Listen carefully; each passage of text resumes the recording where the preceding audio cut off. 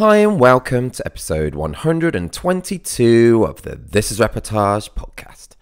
My name is Alan Law. I'm the founder of this Reportage and this Reportage family, and I'm a photographer too.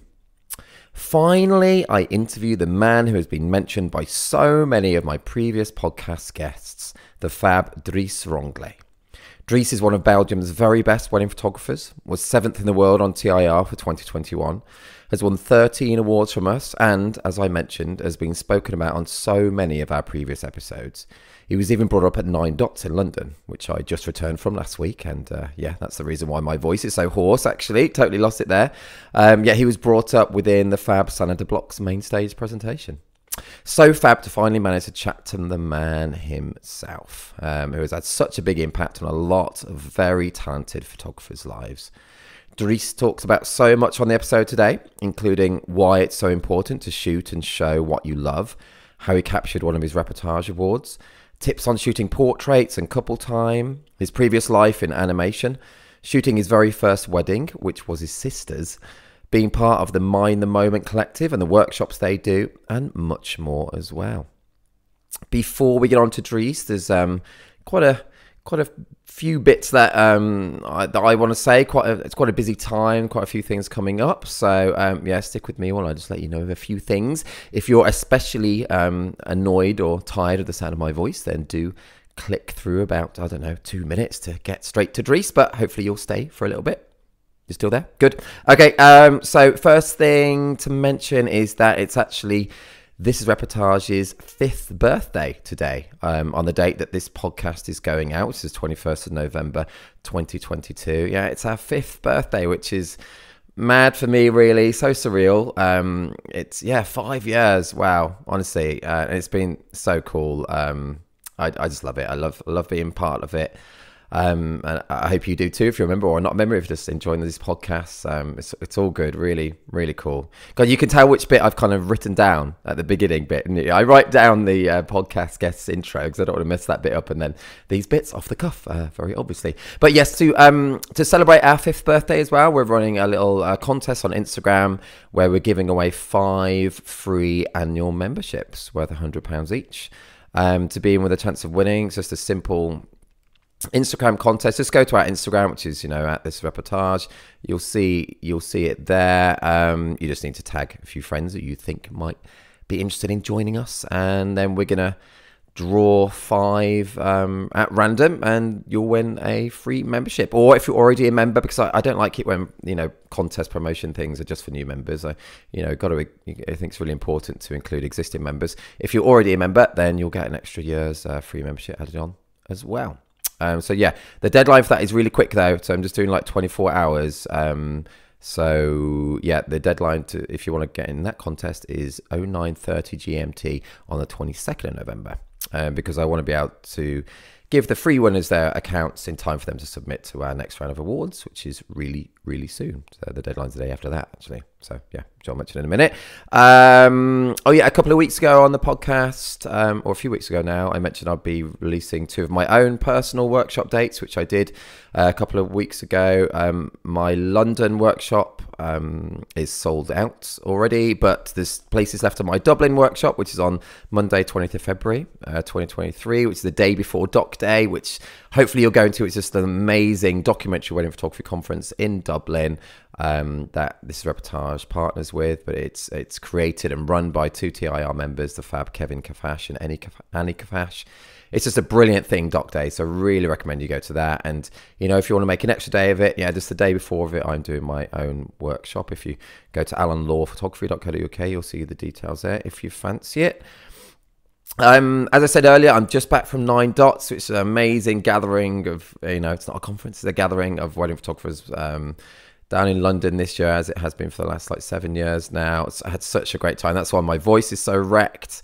But it's brilliant. They've just announced their gathering for next year, 2023.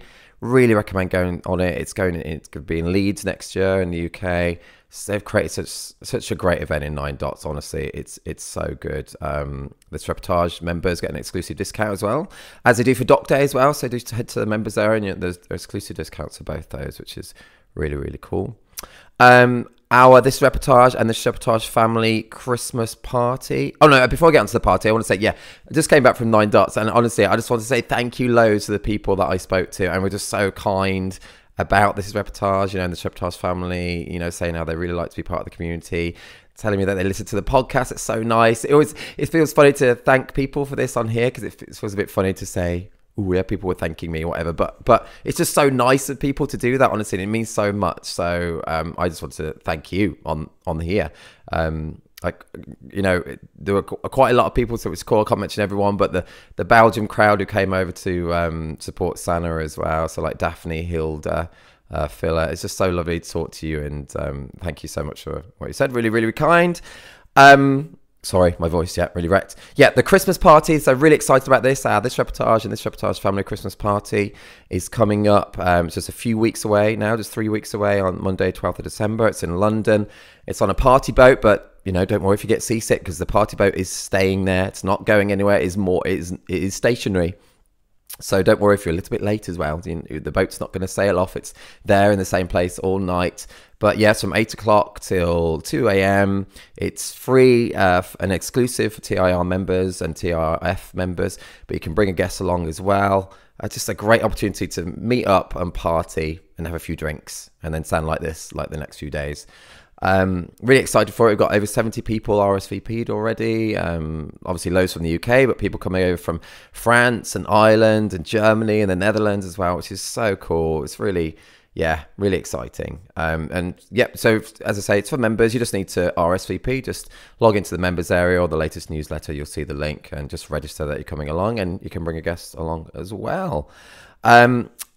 Almost finished the awards deadline. This is our last awards collection of the year, so obviously is really, really important one, especially if you want to be on those top 100 lists, top 10 by country. I know some people are really into that, which is awesome. Some people obviously not into that at all, and that's also as awesome. We're all join things like Reportage for different reasons. But if you are entering, the deadline's just a couple of days away now, so it's 23:59 GMT on the 23rd of November, and that's the same deadline for our wedding site and our family site. Try not to leave it to the last minute. Really, try not to. And also, when I spoke to Dries, you're going to hear it in a minute, they didn't have a workshop. That he's part of the Mind the Moment collective with a few other brilliant wedding photographers, a couple of whom have been on the podcast, Philip Swiggers and Eve Sieppers, and another photographer who I've not interviewed it on the podcast, but I think her name's Nelly Watty. But sorry if I pronounced that name incorrectly, but they're all together. They're part of the Mind the Moment collective, and they've got their first upcoming one fully in English. It's exciting. When I spoke to Dries on the episode, he didn't have a date, but they have a date now, which is 3rd to the 7th of April in 2023. So honestly, I know that is going to be amazing. Do head to this Dries's post on This Reportage, and there's a link to that workshop. And the final thing before getting on to Dries is that, please note this interview was recorded a few months ago, so excuse us if there are any time-related things discussed that may not be so relevant now, including the mention of a heat wave, which definitely is not happening now. We're almost in December. So, right, enough of me, over to Dries. Hey, Dries, how you doing? Hi, Alan. Hey. I'm good. I'm awesome. Weather is good. Stuff. Oh yeah, is it really warm with you at the moment? Is it? A little hot in here in my little attic room without the fan, but I'm doing good. Oh, thank you for putting up with this. Yeah, I'm good, man. Yeah, it's we've had a heat wave in England recently, but it's just kind of subsided. But that was nice. Yeah, so you're in Belgium, aren't you? Yeah. Yeah. Where I'm going to say whereabouts in Belgium, and you'll give me an answer, and I still won't have a clue because I've never been to Belgium. But yeah, whereabouts in Belgium? I didn't listen to all the podcasts, but I heard some, and you were like always, I really have to go, because I mainly listened to Belgium ones, and you were always I really have to go there, man. It's awesome, and now you still haven't gone there. I know. Sorry, man. Sorry, the pandemic got a bit in the way of travel, but yeah, the pandemic got in the way of travel a bit, but there's no excuse. I know. There's no excuse. Yeah. So where in Belgium are you though? I'm in Leuven for the moment. I've lived almost everywhere, but now I'm in Leuven. It's close to Brussels. Okay. Yeah, the most expensive town to live in. So I'm not going to be able to live here very long because we want to buy a house, and the prices here are ridiculous. Oh, really? Like what kind of, like, what, higher than anywhere else in Belgium, like then? Yeah. Like 40,000 for a normal house, more than in other. So in our street, it's like for a little small house, it's 450 euro, 450,000 euros or something. Wow. Like, and then it's like an old small, how do you call it? A rijhuis, yeah, like next to all, yeah, small house to be renovated. Still 450,000 euros, man. Gosh, yeah, that is a lot. It must be a very desirable town to live in then. Is it pretty? I think it's just because it's like all developed. There are no parts of Leuven that are underdeveloped, where it's cheaper, or where there's like crime, or where there is poverty, or and everything around Leuven is really nice and forestry and green and no industry and yeah, it's very pretty and nice people, and it's a very nice town. But you're selling it. You should be on the tourist board. Yeah, maybe. It does sound nice, though. It does sound nice. And I normally ask people as well if they've been to the UK and to Cornwall. I know from your website you've shot a wedding in Cornwall, haven't you? Yeah, that's right. Yeah. Oh, that's cool, man. Whereabouts? Where was it in Cornwall? Do you remember? No. I have a terrible memory. It's gonna come up more in the podcast. I'm sure of it, especially when you do those games and all. But my memory. He's getting your excuses in. I'm good with faces, and I'm good with places. Like when I come somewhere, I was like, I've been here before. That's not really good with places. It's just everyone has it. But Cornwall, yeah, I know there were cliffs. I know there was water. Yeah, that sounds like Cornwall. we went to the beach for a shoot, and there was a venue. Was there kind of a castle nearby or anything? Or was it like St. Maur's? We didn't go to a castle. I can look it up for you if you're interested. Find the planning of the wedding. Well, no, it's just because it's just my doorstep, so it's just interesting. But it's cool that you shot. Yeah, it's a very nice place there. I also remember cows. We did some cows in the foreground. Oh yeah, I know. I looked at some of the photos in your blog. Actually, it's a cool couple shot on the beach where you framed them in between like a family with sand. That's really cool, man. Very clever. Yeah, they were looking at me like, "What are you doing?" I said, "Just continue what you're doing. Just go."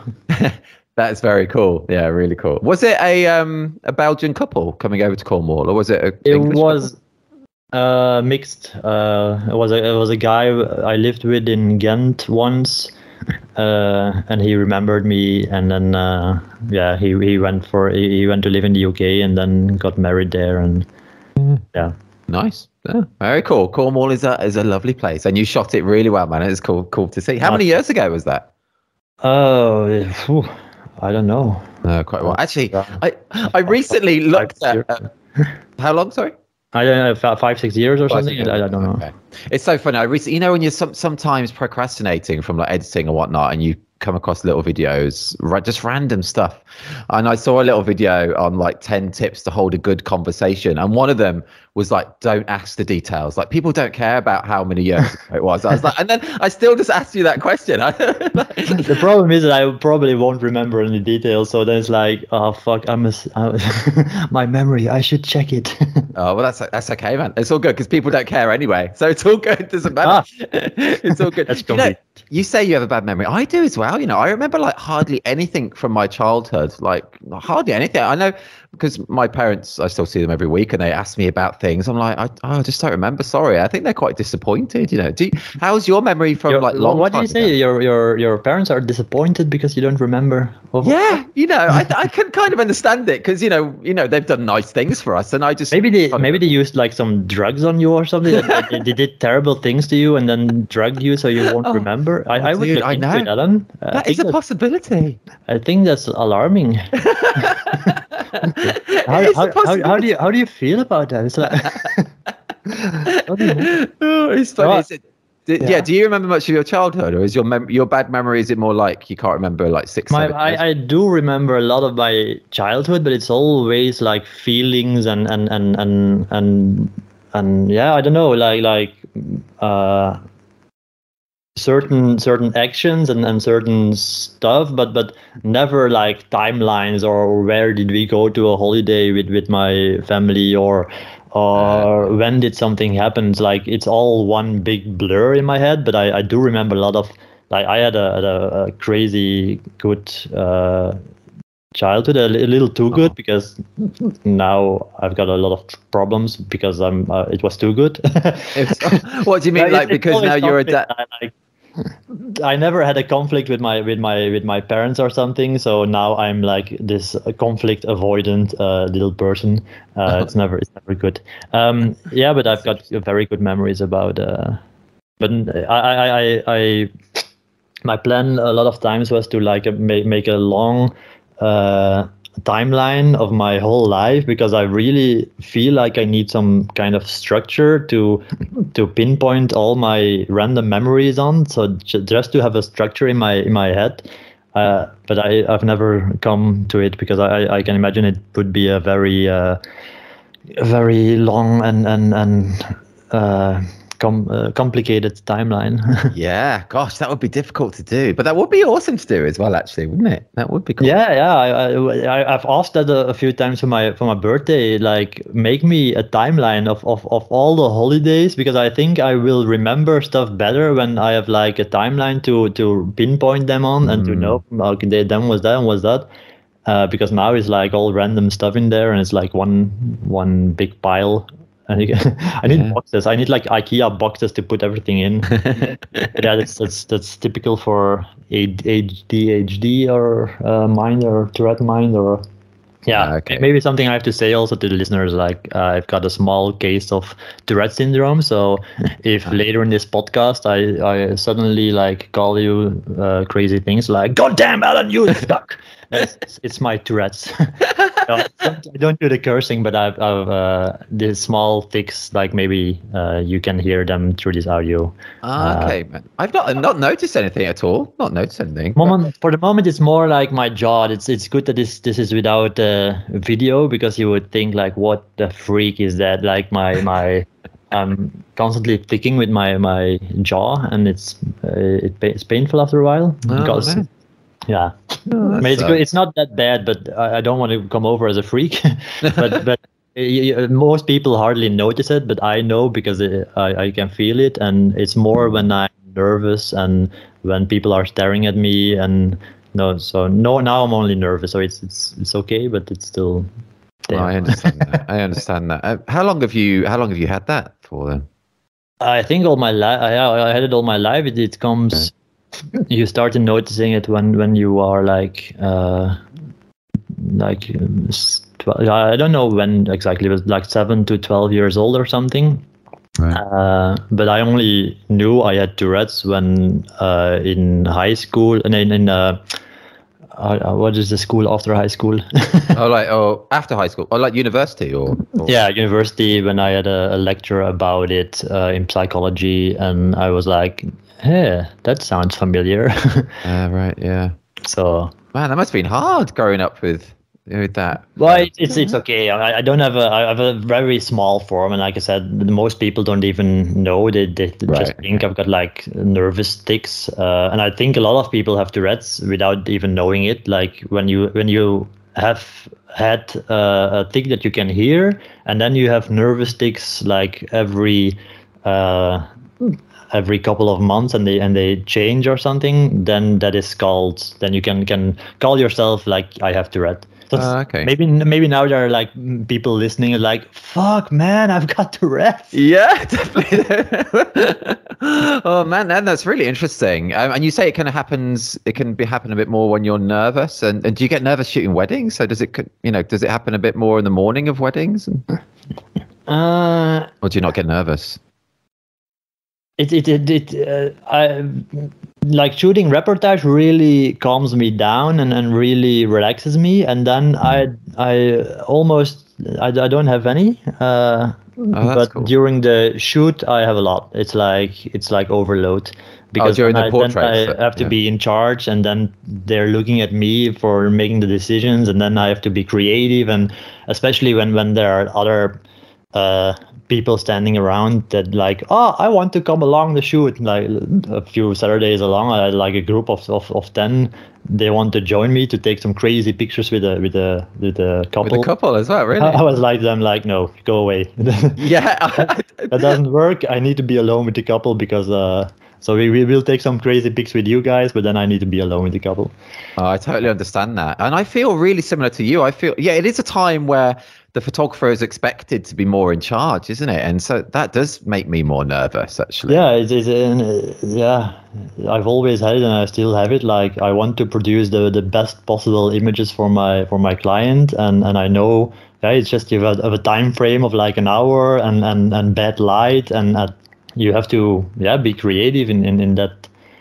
I can do it without being nervous. Just take safe shots, and then but you want to produce the quality that they've seen on your website. And I think every photographer should be nervous before a shoot, because otherwise you're just doing safe. I guess so. Yeah, I guess that's true. Oh, but a life without nerves would be so much more pleasant, though. It would be more pleasant. Yeah. But yeah, so for your couple stuff, do you do a lot of prep? Do you like scout around the venue on the day itself or beforehand? What do you do? Actually not. I used to do it like the first few weddings, but then I noticed that it works counterproductive, because when I scout for a location, and I've got all these things in my head like, oh yeah, I'm gonna do an awesome picture here with these flowers and this, and I'm gonna use this composition, and then on the day itself you arrive and then there's a car parked in your first composition and then the light falls differently on the second ID you had, and then the third ID is also not possible because of something like I don't know, people having a drink, I don't know. And then it's like a little circuitry shortcut thing in my head, like, oh no, all these things don't work, what do I have to do now? And it's really hard to look at the location again with a fresh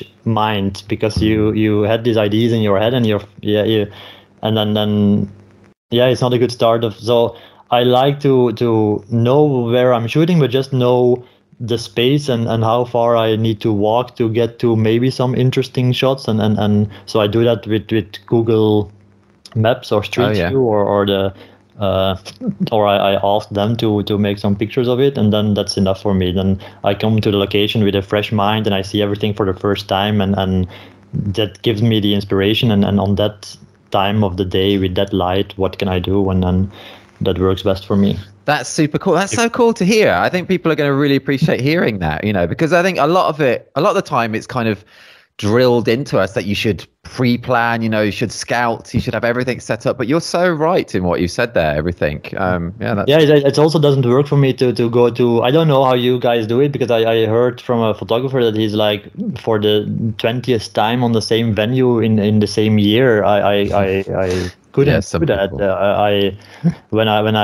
I also never propose locations, because I want to be surprised by my couple to get fresh ideas and to see the things for the first time. If I get to a location for the 10th time, then I'm there and I think, okay, last time I did an awesome shot with this, and then you do it again, but somewhere it's never as good as your first time, because you in your head you think, I can do this, I've already done it, and you're getting a little sloppy, and you take your I don't know, you don't work that hard on your frame, because you're cocky and you think I've got this, I've already did it, and you don't have the same drive to photograph that, because you've already done it. So it's not like, oh yeah, this new piece for my portfolio, and coming for the 20th time in the same location to shoot doesn't work that much for me. That's what I tell my couples also, like the reason why I rather have them find something for me than me proposing the same locations for my clients. That's so interesting. Man, that's so cool. And honestly, this is so good already. It's so cool. And I love the fact that we're talking about couple stuff. We don't generally talk about much couple stuff on the podcast. And it's all obviously something that virtually all of us do as well. So it's all just, really good. I should ask more about that on the podcast. Always should. But that's so cool to hear how you work with that, man. And I totally understand about shooting in the same venue. So like, this year for me, I've done 4 weddings at one of the same venue already this year, and it has its own little private beach, so they always, the couple always want to go down to the private beach. And it's very tricky to get different kind of shots and different competitions. I have shot at the venue probably about 18 times now, and they want to go there, and obviously, and it's just more difficult for all those reasons you said as well. When and you want to do something new, but then most of the time new is not always better, because you're there and you already saw like the good stuff. The light is always different, so there's always, but also not always, because like if you go at the same time on the same day and then the same location, then the light is pretty similar, so you're doing the same stuff. But it doesn't. Yeah, it's true as well. What you just said there, that new isn't always better as well, is it? It's true, but we want to keep it fresh for ourselves as well, so it's always tricky that way. Well, all interesting, man. And so let's talk about your kind of origins and how you got into this world of wedding photography. And I heard you studied animation, and that it was a good preparation for photography. I watched what I thought was one of your animations. I think it is on YouTube. Was it The Date? That's yours. You found it. It's so good. I watched it this morning. It's like, wow, it's so good. It's so unexpected what happens as well. It's like, it's ultra dark. I love it. And it's so funny. Honestly, I laugh so much. It's so good, man. It's a long time ago when it is what it is. What it is. It is a graduation project of a young guy doing animation, but it's still there on YouTube. It's so good. Honestly, people should check it out. Look, search for The Date by Dries Renglé. Renglé? That's it. Have you seen the tasty routine thing? I didn't yet, because I just did it this morning preparing for. No, I've not watched that one yet. Is that similar kind of dark humor as well? Yeah. I like it. It's so good, man. Honestly, but you're so talented. So that was all your animation, all your work. Yeah, it was 6 months of work. The date, like drawing every frame, and it was fun. It was was fun. It's so good. Honestly, people check it out. Listen to this. Thank it's you. So good. Really, it's what it is. It's awesome, dude. It's so good. It's so good. Yeah, but how did you get into weddings then? And so I studied animated movie. I don't know what the proper English translation is, because animation, it feels like I'm saying that I did like child animation, like being a clown or something. Oh right, no. I think we do just call it more animation though, and it's like when you go on holiday and like the entertainers there, they call it animation and stuff. But that's we don't call it that in England, that kind of entertainment. So I think studying animation. So I studied animation, and that was actually my real passion, because I want to do like 3D animation stuff, and I was so passionate about it that I stood up at 6 a.m. and I worked like till 1 o'clock at night, and I didn't eat good, I didn't sleep good, but I was like this hyper focus on 3D and visuals and animation, and it was an unhealthy relationship. So I had this unhealthy lifestyle, and I developed RSI, like repetitive strength strain injury thing, like mouse arm, or if you know that, like pain on your arm when you work too long with the mouse keyboard. Right. I got it so hard that I had pains in my underarm, my upper arm, in my shoulder, in my neck. If I only touched the mouse, then I immediately had pain, so I couldn't continue with 3D. So I did. That's why I made my graduation project in 2D. Like I drew everything, and that worked better with the pencil. Okay, right. Oh, this is getting a long story. No, it's good. We like long stories. It's good, man. Yeah, it's good. So yeah, but then after graduation, I did so. My movies did good on festivals, and I got a lot of interest, and some TV channels bought it and stuff. Wow, cool. And I won some. I'm not trying to brag here, but I won some prizes. Yeah, I was. That's great, man. It's cool. It's really cool. But then I decided to do something else because the choice was or to make my own movies, but that is almost there was no YouTube then. There was not so famous. So now I would maybe just make it for YouTube and get money from advertising or something. I don't know. Yeah. But back then it was very hard to make your own movie and get finances for it, because you have to like work 6 months for 3 minutes of movie. So that's not really not really feasible, is it? No, it's a very, very hard work, and it's nice to make your own movie.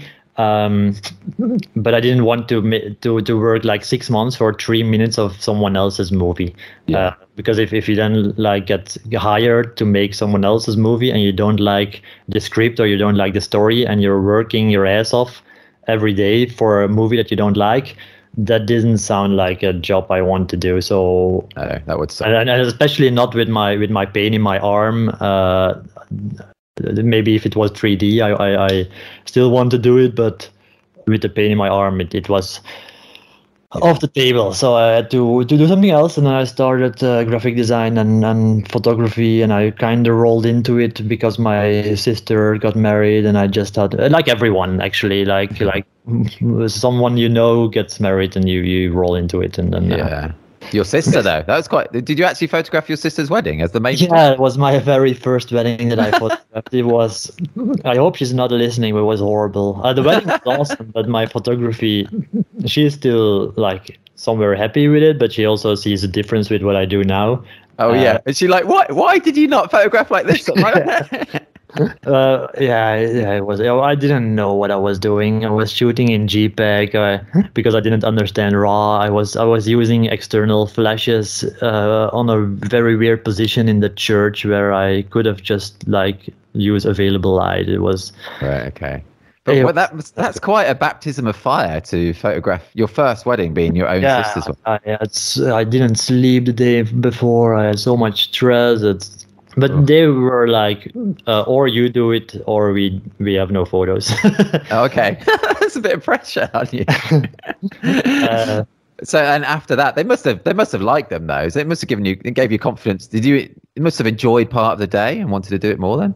Yeah, of course they like it, but I was her little brother. So she was not really busy with She's not going to say these stuff. She had photos, so she was happy. Yeah. Okay. Later, my brother said the same. Like, we were not gonna have photos. I was like, you have to have photos, and I just gave them escapers for a present. Oh, nice. That's a nice present. That's nice. So then, what happened after that? Then, how did you just realize you wanted to go for it and being a wedding photographer? Yeah, I had some. I thought, this can work. So first weddings, like everyone, like I did them for 700 euros or something. And the thing was, I already had some experience with making websites. So I made my own first website, and back then the Facebook algorithm also worked in favor of me, and I had a good price. So the first year I had 26 weddings. Wow, that's just because I was so focused on my SEO and my website, and I got first in Google like immediately, because there were also not a lot of photographers on the internet. I also thought that I was the only photographer in Belgium. When you say back, I had some ego problems back then. Also. I thought I was the best one because I didn't know anyone else, and all the photographers back then were these photographers who did like this very classic peek behind the tree photos. And classic. Do you not do that then, Dries? Do you not do the peek behind the tree photo? Well, when you're talking about back then, how long ago was it? I know I'm asking a detailed question again, but is it like 10 years ago you began, or less than that? When did you 12 now, I think. Wow, is it? Yeah. 12, 13 years. Yeah. I've been in the game for a long time now. Wow. It always surprises me how long I've been doing this, because at first I thought maybe I'll do this for 4 or 5 years or something. I'll get tired of it, but I'm still not tired of it. That's good. Yeah, that's good to hear. And you mentioned the Yves Schepper's name. He always tells me off for not pronouncing his name correctly, but I think, wait, is it? Yeah, say his name again. Yves Schepers, I call him, but maybe I'm also incorrect. I think you sound right. I think he'll be like, yeah, he'll be berating me if he listens to this one. But yeah, you say it right. But yeah, you mentioned him, but your name, has been mentioned on so many podcast episodes. So funny. My girlfriend was like, "You're being mentioned by all the Belgian photographers, and you're not on the podcast. How come?" Yeah, well, we fixed that. Maybe because I'm not so good in sending in images for this reportage. Well, we're fixing it now, Dries. You're on it now. Finally. Yeah, so you've been mentioned by like Yves, Sanne De Block, Simon Leclerc, I think Sophie Calouette as well, and I think more. I paid them to do it. Like, please mention me. My business is dying. I need some some publicity. No, but you're like the grandfather of Belgian photography, I think. So yeah, can you tell us more about your links with some of those people? How you've met them, and your links with them. That's a big name. I cannot. No. You should put it on your website. Put it on your website. Yeah, put it. That's a nice term. Like, I'm the grandfather of Belgium. I think it's good. Yeah, I like it. Maybe I'll make T-shirts. Yes. No, my links are just the first one was Eva. No. Yeah. Yeah, he just came to live in my house, and he was an engineer, and he was not happy with his job, and he saw me doing photography, and he had to go like every day to his work in the traffic and in his car. And then he saw me lying in the couch doing nothing and earning the same amount as him. So he thought, why don't I try it? And I pushed him a little, and he didn't need a big push. He was like, "Oh, I quit my job. I do photography." That's cool. And the only thing I did was like introduce him to the network, and sometimes he came looking behind my shoulder. But I think if anything, I slowed down his progress than I actually helped him. Because I probably back then I gave him all the wrong advice, like shoot with a 14mm and then with a 70-200 and then with this, because you need a lot of variety with lenses. And I didn't know what I was. Yeah, I don't know. I don't have to talk myself down so much, but I don't think you must have helped him. You must have had a big influence. I mean, he mentioned you as well. It's a big deal. So yeah, I'm the reason he became a wedding photographer. That's the only thing we can say. I didn't. He never came with me to take photos, or I didn't allow him. He asked a lot for it, but I was like, no, I don't want anything with me, because it's someone. I always thought like someone around me.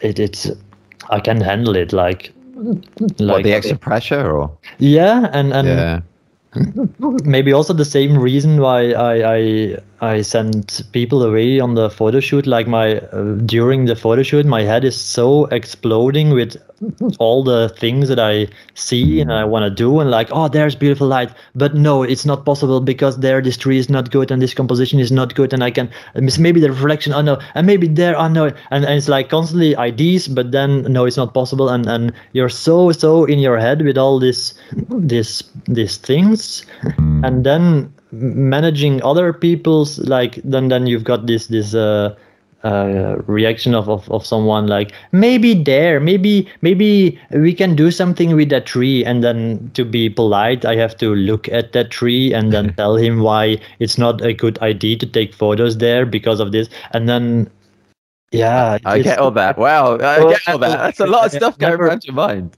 I never had someone join me, and I was afraid that it would be too much for my head. Even if they're quiet, just having someone looking over my shoulder already gives me like a little extra stress.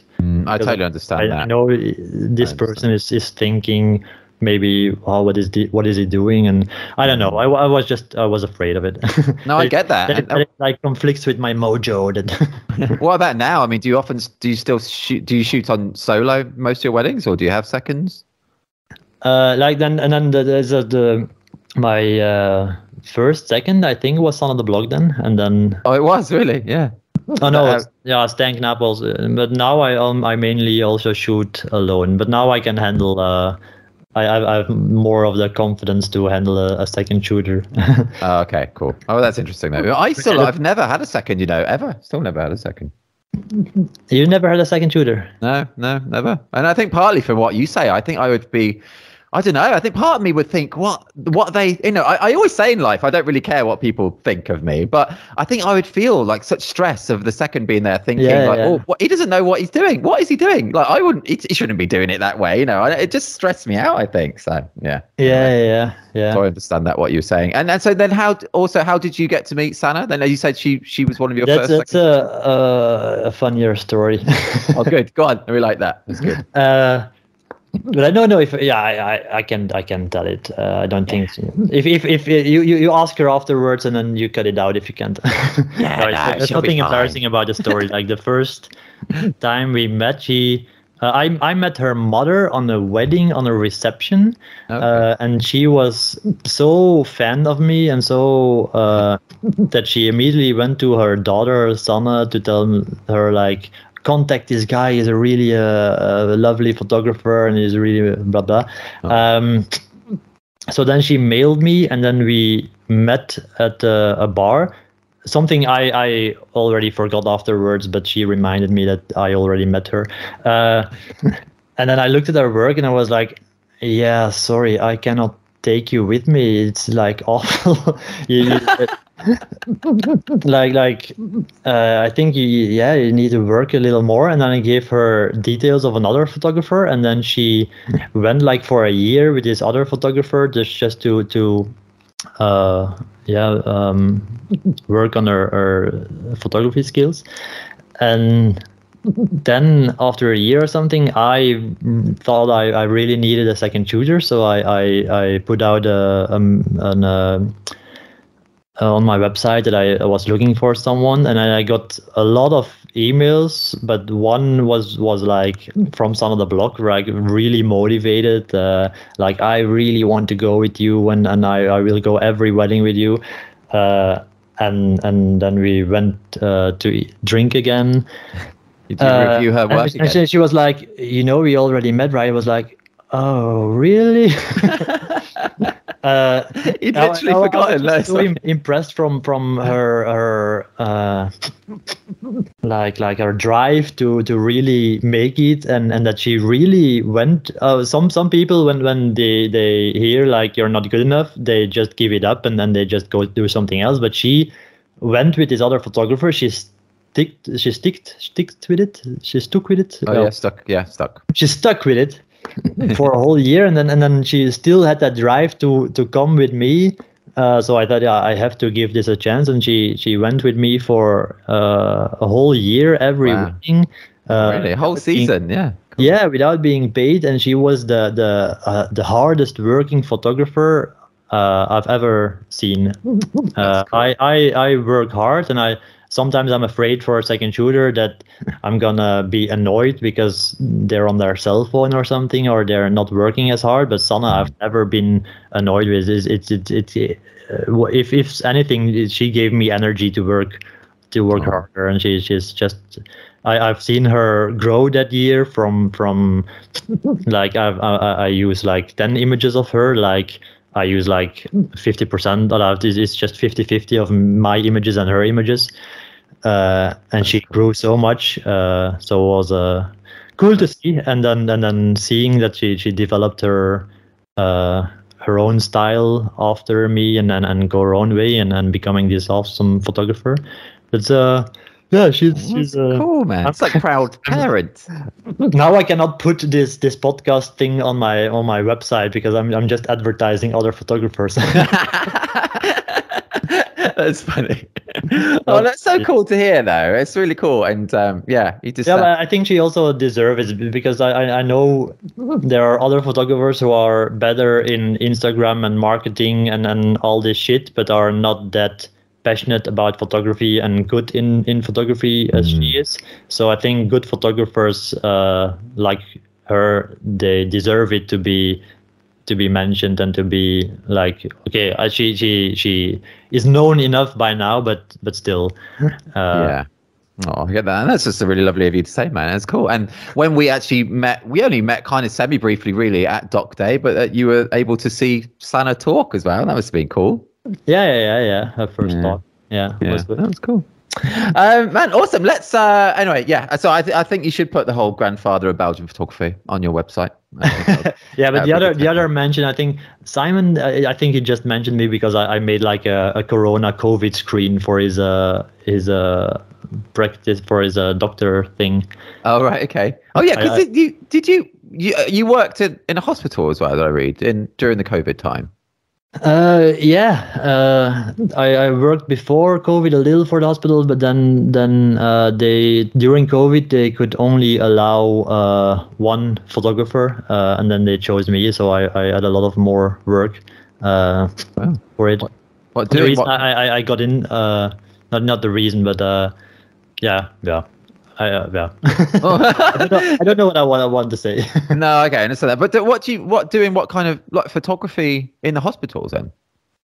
I do everything there. Like I'm a photographer for when there's a new heart transplant thing with a new technique that they want to do in their communication, or the cleaning lady needs a new profile pic, or they're moving the kitchen from one place to another and they need archival images. Oh well, that's quite varied then.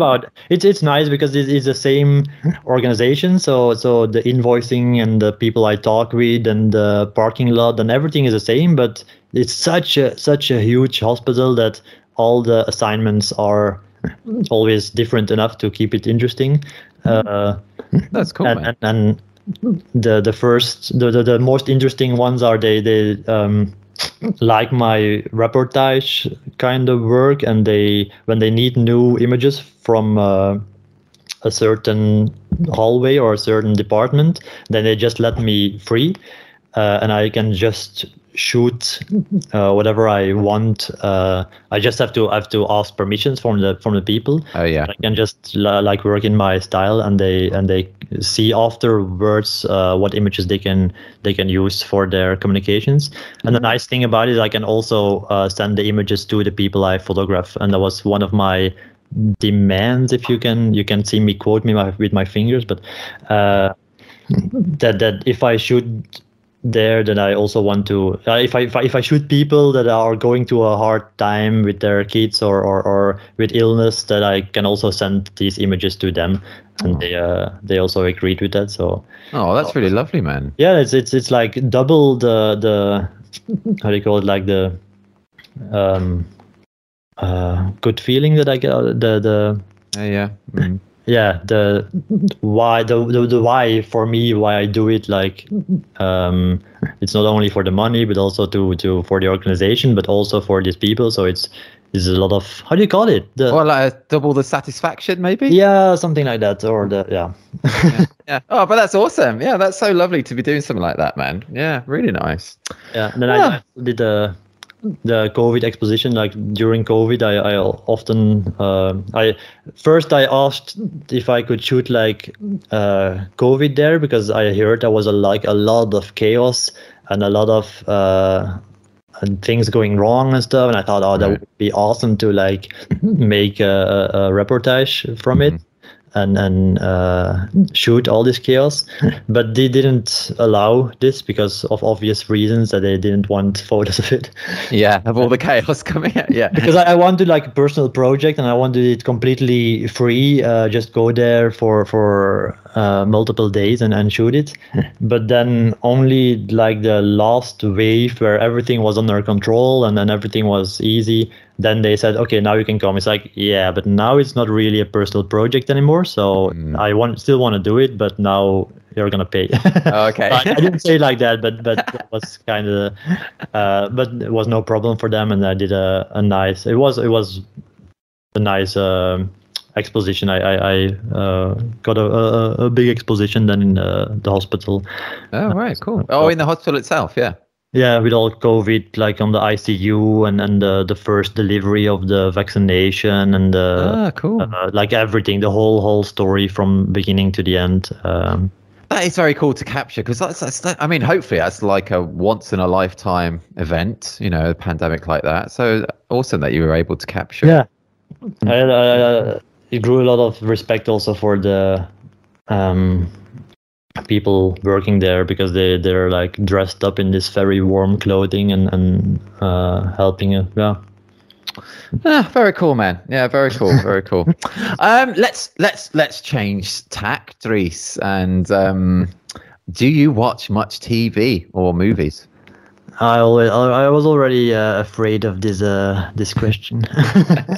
Like I said, my memory is so bad, and I watched like incredible amount of movies, but I cannot remember titles, and I cannot even remember content. Sometimes my girlfriend asks, "Have you watched this movie?" It's like, "I know." Then we watch together, and like halfway the movie, I was like, "Oh, I've already seen it." Yeah. I get that. She hates it, but oh, but that's cool though. You know what? It's okay. It's just for fun. It's just for fun, and so you know what's going to happen. So, if anyone's listening to the podcast for the first time, I'm going to ask Dries I'm going to read out some synopses of maybe a movie or maybe a series, and we're going to see if he can get the title. Yeah, I'll open my Google and type as fast as you can talk. Well, actually, the first two I've got for you, they're kind of in the synopses. There's quite a clue to the title of each one within the synopses themselves. So, but anyway, yes, hopefully people are enjoying playing at home, and I'm enjoying doing it anyway. So let's do it. So, are you ready for your first one, Dries? No, but yeah, I'll have to be.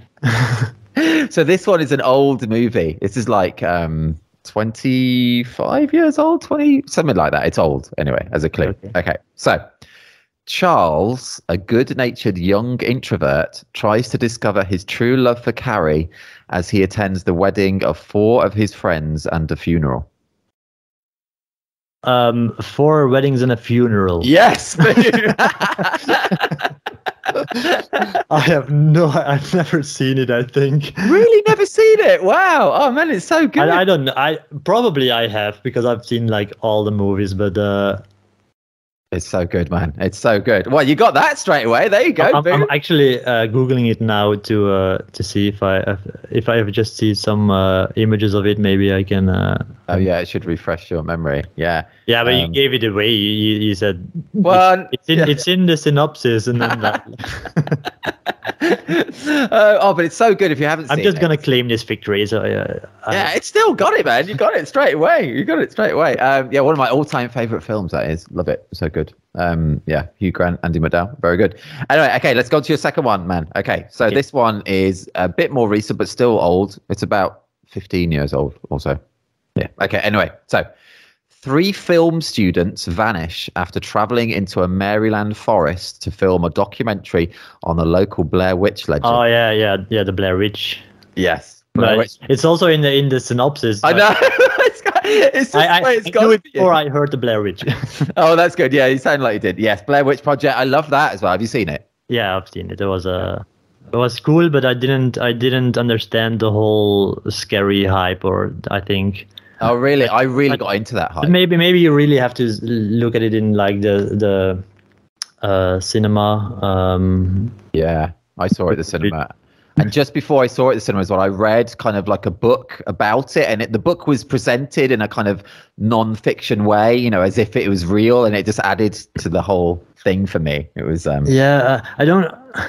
have to be careful of what I say, because I don't have the best memory of the movie, but I think it was this one that I was kind of critical of during film school, that I was like, okay, but what's the story, or what's the special? It's just, I don't know. Okay. No, or maybe it was like another one of the same type. Like there were some movies like that, but like. Yeah, the found footage. The special thing of this movie is just that it's filmed with a handycam, and then it's like rainy, and you half of the time you cannot see what's really happening. But I like that though. Oh man, honestly, I was scared so much at the cinema with that. So much. And that night I went back and I was staying with my girlfriend, who is now my wife, because we've been together a long time. But I woke up in the middle of the night and I thought she was a witch. I was so scared. She hates that happened. And did you like ask her to marry you that evening, or not on that night? No. So your married thing has nothing to do with the Blair Witch. Being bewitched by because I'm seeing something. I'm like analyzing you here, Alan. Your youth memories that you don't have, your drug use, your. Oh yeah, that's true. That's funny. But let's go on to your third one. You're 2 out of 2. This third one is harder. So it is harder. It's a more recent series. It's on Netflix. It's had 2 series. Okay, as a clue as well. Okay, so a woman named Nadia is caught in a time loop at a seemingly inescapable party one night in New York City. She dies repeatedly, always restarting at the same moment at the party as she tries to figure out what is happening to her. Yeah, I think I've seen it. Oh, cool. I don't know. Is it like a bit of a mindfuck movie? No. Yeah, it's a series, but yeah, it is. Yes. Yeah. Oh no, then I probably no. If it's a series, I probably haven't. I don't know. Okay. I don't know. No. Okay, cool. It's called Russian Doll. No. It's pretty good if you like time loop type stuff. I love it. My favorite movies are all this time mindfuck movies like Memento and The Butterfly Effect, and I've never seen either of those actually. You haven't seen Memento? No, I know. I should do. Shouldn't I? Yeah. Yeah, I should do. I love Groundhog Day and like Run Lola Run. Have you seen Run Lola Run? No. Yeah. So it's a German film. Anyway, yeah, but I like those kind of films. I should watch Memento. I know I've heard a lot about that. Yeah, I should watch. Yeah, but Memento is cool. It's a bit like 21 grams. It's just like I can talk. I can't tell you too much because then you can't see it anymore. But it's like cut up in the montage. Like you see the end of the movie first, and then you go to the beginning. But it also makes it also not just for to make it special or something, but it actually has something to do with the movie because it's he doesn't remember anything. It sounds like me. From a special point in time, and he's trying to figure out what has happened and something. So it makes sense to make the film backwards. Okay. I will watch it because it is something that's always been on my radar. I remember my parents watching it years ago and absolutely hating it. So I should watch it because that must mean it's actually very good. So okay, if someone hates it, it's probably something about the movie. That's true, isn't it? That's just, the thing with life. If anything in life creates some kind of hard emotion, either way, something about it. That's true. Let's go back to your photography, Dries, and you are a member of the Mind the Moment collective, along with a few other TIR members, who a couple of whom I've interviewed on the podcast actually as well. Can you tell us more about that and the workshops you do? What do you want to know? Well, yeah. How did it all begin? The 4 of you, because there's 4 of you getting together, isn't it? And tell us who they are, because you pronounce their names better than me as well. It's with Yves Schepers, Nele Watti, Philip Swiggers, and me. Oh, I was afraid I was gonna forget a name there. Yeah, that would have been pretty bad.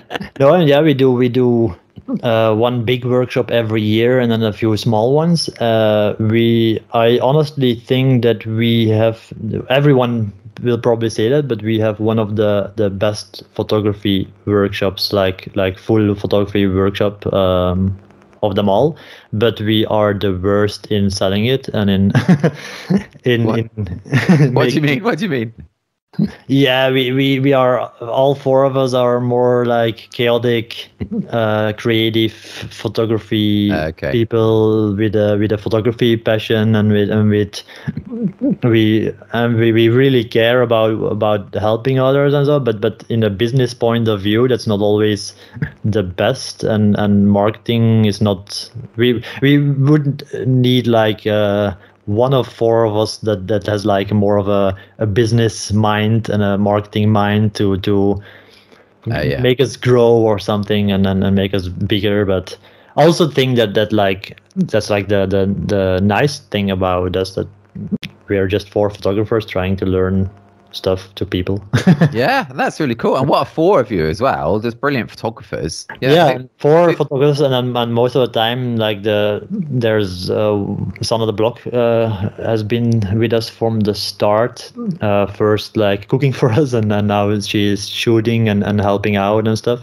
Oh, that's cool. Wow. She deserves a spot within the mentoring team, but it's just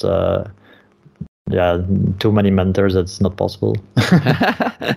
And is it like 1 day or 2 day workshops you do, or do you do long mentorships? The workshop is, I think, 4 days. Wow, really? 4 days? That is intense. In a house together. Yeah, that's the nice thing about it, is like not only us talking, but just them talking with each other, and then doing exercises, and the talks you have in the morning and in the evening, and the experiences and the friendships and the especially the networking that you have with these people, because when you're just starting out, like network is everything. And it's really important to make good friends. And I think our workshop has, I really love it. I even get, I don't know if it cannot be the cold because it's fucking hot here, but I even get goosebumps here just thinking talking about it. That's cool. It's weird. I don't want to be like the emotional, but you should. Yeah, I don't know. I should come along. That'd be great. Or maybe just it was just like a ghost that passed through my body or something. You also get goosebumps from it. But just if I see people just still having a big friendship, or still shooting together, or working on a business together because they met on our workshop, that's our aim. That must be awesome to see. And I think that's also part of the reason. No, I don't want to say that. No, okay. No, but that's awesome, man. And so 4 days. How many attendees do you have then? How many people? Only 12. Wow, and with 4 mentors, 12. So yeah, three people for every mentor, and the last day we also do this whole afternoon with 1 mentor and 3 students talking about their work and recapitulating everything they learned, and what they're gonna do different, and how they're gonna go from That's so there. Cool. Wow, it must be so valuable to those people to have all that time, so much like really almost individual, almost one-to-one time as well, isn't it? Well, some one-to-one time there. Yeah, 3 is perfect, because one-to-one, I think 3 is better than one-to-one, because we also look at where they are, like skill level, and we make sure that there are 3 people from different skill level with each other, so you can start talking with one person, and then everything you say to the next person, and then the person after that, it's also very useful for the first one. So but you cannot really talk about that yet with the first one, because they're not there yet. So you don't have to with the person just figuring out his settings and his exposure and how to move in the wedding. You don't have to say like, watch this tree going to the head of these people, or watch your layers, or maybe shoot on f16 and include like 7 more layers. You don't have to say that to the first one, but maybe they want like to hear that, to have a glimpse of the future of what they can in the future work on in their wedding photography. So 3 is perfect. Very cool, man. Very cool. And have you got any coming up? Chance to plug one? In February there's a big one scheduled, but like I told you, we're very bad in marketing. I don't think we have done one Instagram post about it or something. So there are still some places left, and if they don't get filled up, we also don't stress about it. We're just like, then we're just gonna do a big holiday with all the photographers. That's cool. Until now, every big workshop that we held was sold out. Well, it sounds awesome, man. And anyone's listening now, I will include, if you go to thisreportage.com, I'll include a link straight to your MineDots collective. Yeah, so get on that, guys. I'm sure it's awesome. That's going to be in Belgium? Is it in February? Yeah. Oh, and we were thinking to do an English one, so maybe this one can be the English one, and people can come from all over the world to Belgium and we'll give them a lovely time. Sure you will. That would be awesome. I would love to come, man. I'd love to come, and then I'll be doing what I've said about wanting to go to Belgium. And you can come along the workshop. Yeah, it'd be awesome. It would be cool. Yeah, there's still a place left in the cooking team. You've definitely not seen me cook then, to mention that. You're the McDonald's guy. Oh yeah, have you got? Yeah, you have McDonald's in Belgium. Of course you do. Yeah. Is it near to where? Do you always have your workshop at the same venue, same place? No. Okay. We have had 3 venues now. We always change because it's not always not perfect. But now we've got a really, really, really nice one, and I think we're gonna stick with it for the near future. Okay. So it's in the. Yeah. Is it near McDonald's? I think there is a McDonald's somewhere in the neighborhood, like everywhere. Okay, I'm there then. I'll be there. Dries, let's go into one of your specific images, and it's one of your specific Reportage Awards that I wanted to ask you about. And it's also this Reportage profile banner image. It's one of like a bored-looking girl in the foreground. Yeah, with guests in the background swinging napkins around their heads. I just love the juxtaposition of the border and the joy and the colours and the depth of field. It's so good, man. Can you tell us more about that shot? Do you remember taking it? Yeah, I remember. It's a bit of a lucky shot, but also not. I don't think a lot of shots are lucky shots. You always have to wait for it. There was this thing happening with the how do you call it? We call it the Connemara. So every wedding, they play this song Connemara, Lac de Connemara, and then all the tissues, all the napkins go up in the air, and most photographers roll their eyes with this moment because it's like a typical classical moment, and a lot of couples also are like, no, we're not doing that because that's cheesy and stupid. Okay. Is it a proper Belgian thing, this? Proper traditional? Yeah, it's a real Belgian thing. So that's why I really like the picture. There are things wrong with this picture. Don't get me wrong. I hate some stuff about the picture, like the girl at the right not holding a napkin and just holding her hand in the air. You're not tempted to Photoshop in a napkin? No, I tried, but there. But just that the girl is like rolling her eye, seems to be rolling her eyes on a typical Belgian thing that everyone is like, oh, that's cheesy. I like that. Cool. And the girl was just sitting there and uninterested, and the people in the back were doing this thing. So I'm very drawn to kids. I really like weddings with kids. I almost all my portfolio images I like the most are with kids because they're so unpredictable and so fun to focus on. Quite a few of your specific awards, I think, are kids as well. Yeah, I think almost all. I had to make a slideshow of my best of also to sell a workshop, and they were like almost all with kids. Like, maybe I should also focus like on other people. That's funny. Have you ever delved into family photography? You love kids so much. Have you done any family? Yeah. I do day in the lives. Oh, cool. Yeah. But I think it's a hard sell because I also. Yeah, you have to, if you do like a full, I think you have to do a full day to make it really interesting and to capture all the moments. But if you do a full day, it's a lot of time working afterwards. You really have to ask a good price, and not all families are willing to pay that price for this type of photography. So I don't do a lot. I also don't really market it that hardly. But I really, really, really enjoy it. Every time I do one, I think I really have to do more of this.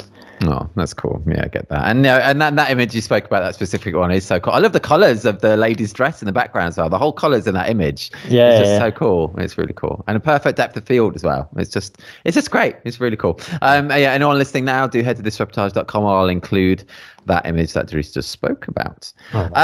Man, we're like getting to almost to an hour, so it has flown by, isn't it? It's been really fun. There's so much stuff I want to talk about.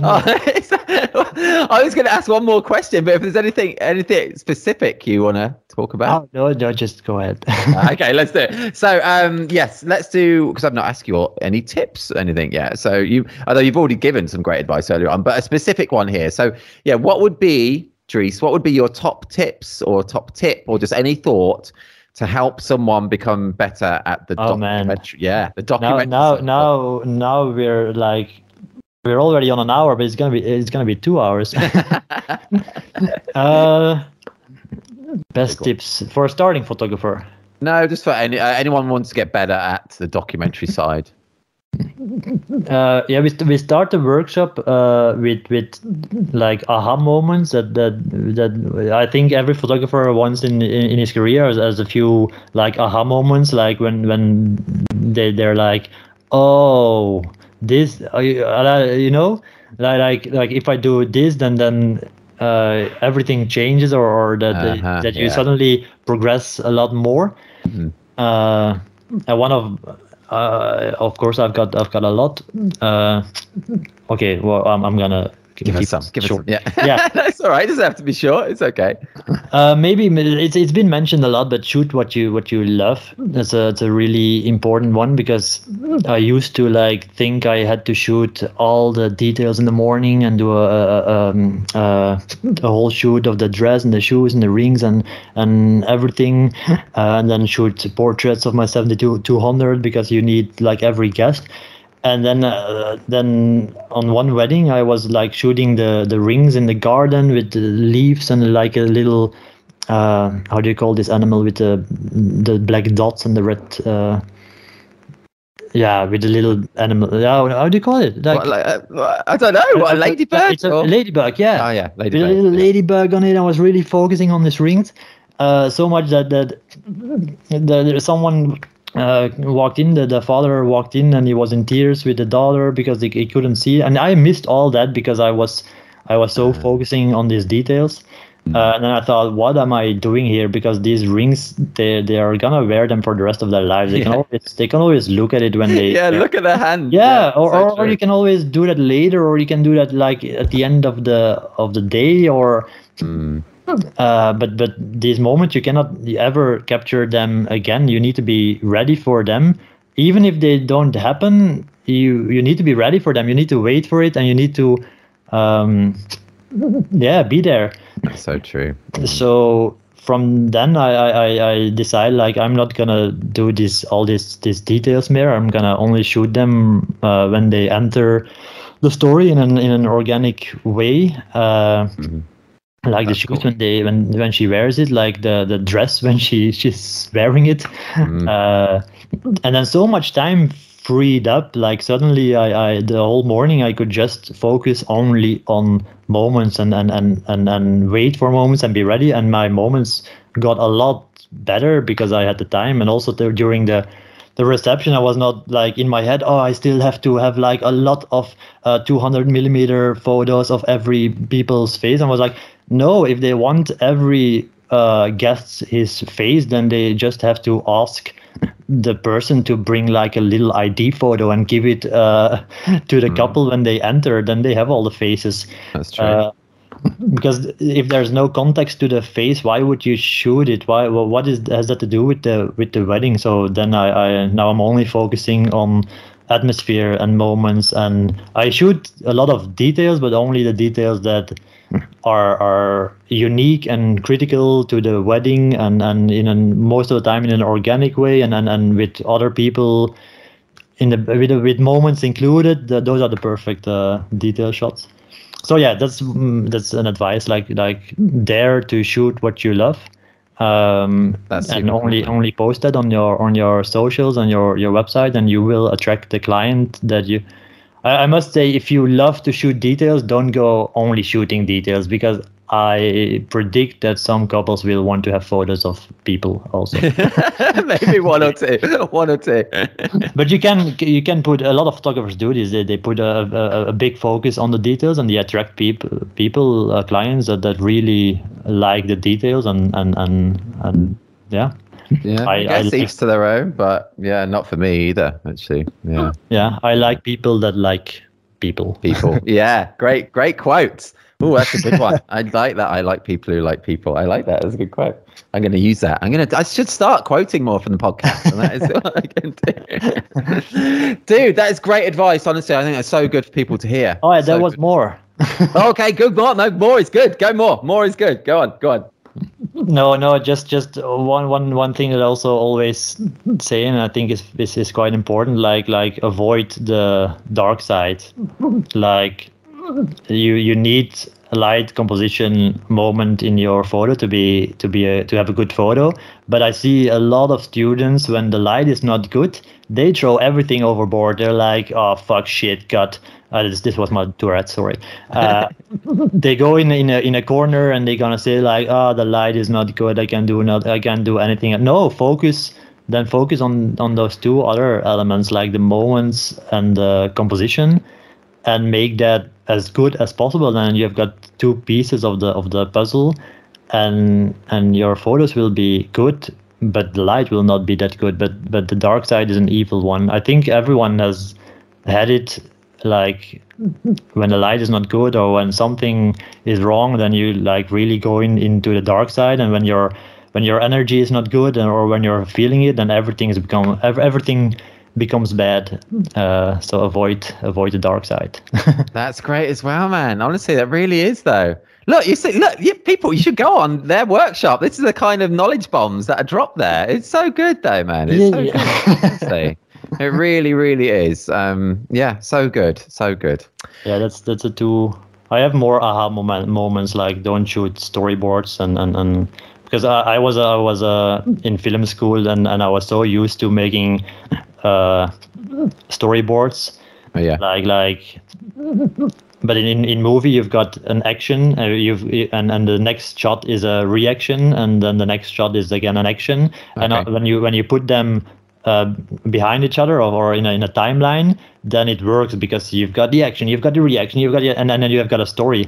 But in photography, you don't have this timeline where you put everything afterwards. You really need to have the action and the reaction in the same shot, in the same spot to make a story in one. And I think a lot of photographers forget that because they make their blog post in a timeline, and it works in their blog post.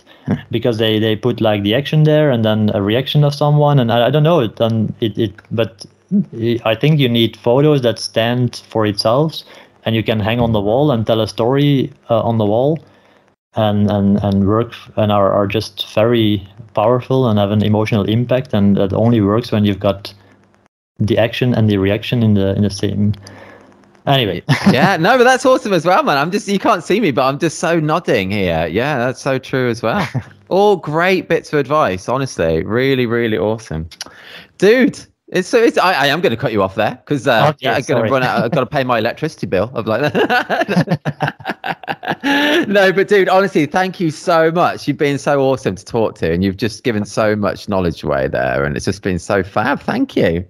I loved it too, although I'm sweating like a pig here in my warm attic.